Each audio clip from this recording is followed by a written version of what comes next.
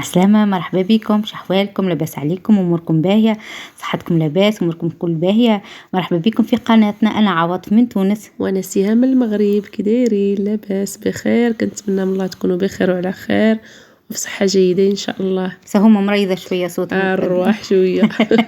اليوم جيتكم بدبارة من تونس، أكلة صحية تشهي وبنينة برشا برشا برشا برشا. أنا نحبها، نموت عليها. كتبان بحال الحريرة ديالنا طبيخة احنا نسموها، اي تشبه للحريرة، غير حنا ما كان مع فيها الحمص كتبان في الصورة بحال الحريرة. سبحان الله العظيم، وبنينة برشا. هي ماكلة زمنية قديمة متورثينها من الجدات الأولين.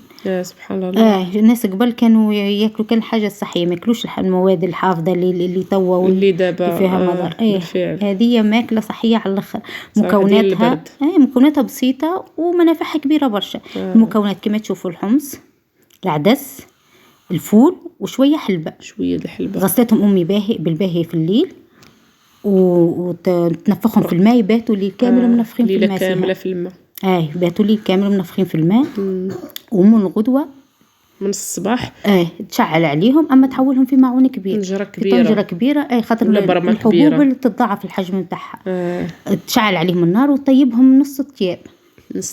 وما تزيدلهمش الملح نحطوه في الاخر خلاص، خاطر العصبان تنوريكم العصبان هذايا الشايح فيه الملح. العصبان اللي نقولوا لهم حنايا الكرداس هذه المكونات نتاعها: العصبان الشايح، طماطم معجونه، الفلفل الاحمر، الفلفل المهروش، الزيت والبصل. الملح كما قلت لكم نحطوه في الاخر بعد ما نذوقوا الملح، خاطر الشحم نتاع الجديد نتوما كتاكلوا الحار بزاف. والملح كما قلت لكم على الملح كان ما نذوقه قبل في المرحله الاخرانيه. حتى الاخر ذوقوا كان خاص الملح زيدوا الملح. هنا امي كما تشوفوا زادت الزيت، وتزيد الطماطم المعجونه والفلفل الاحمر. الحار كما قلت لكم سهام حسب الذوق، كل واحد وذوقه في الحار. طيشات الحك والتحميره والحار على حسب الذوق. احنا عندنا الفلفل الاحمر هذاك حار، والفلفل المهروش نشمسوه في الشمس مع الثومه ونرحوه. بنين برشا. كتصوبه في الدار صراحه يجي زوين. بنين الحاجه كتصوب في الدار ماشي بحال كتشريها بالطبيعه، مش كيف انظف وانفع وكل شيء.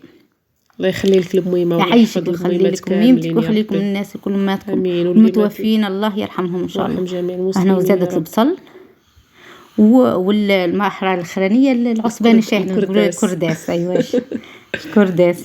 وتخليه يطيب حتى لين تخثار، وتطيب المكونات كامله ونشوفوها. وهذه الطبيخه النتيجه النهائيه نتاع الطبيخه. ماكله صحيه على الاخر، ديال البرد صراحه، ديال البرد وديال الجدات الاولين. محلاها ماكله الجدود الاولين كلهم صحيين وزوينين. منافعهم زوينه، منافعهم معناها وبسيطه، المكونات بسيطه والمنفعه كبيره برشا برشا برشا. لا صراحه الله يعطيها الصحه والله.